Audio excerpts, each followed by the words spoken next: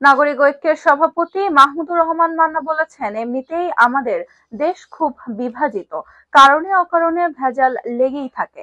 শনিবার জাতীয় প্রেস ক্লাবে বাংলাদেশের তরিকত পরিষদ আয়োজিত এক আলোচনা সভায় তিনি এসব কথা বলেন।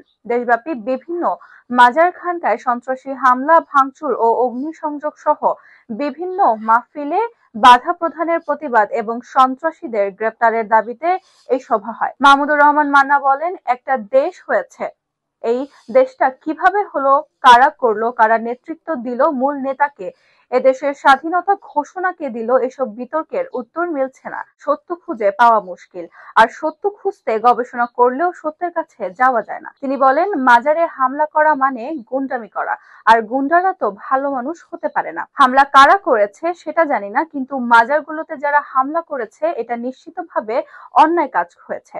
যারা করেছে তাদের বিরুদ্ধে সরকারের ব্যবস্থা নেওয়া উচিত। মান্না বলেন, এদেশের ক্ষমতাসীনরা যেরকম মিথ্যা কথা বলে, তেমনি ভাবে ক্ষমতার বাইরে যারা আছেন তারাও একইভাবে মিথ্যা কথা বলে।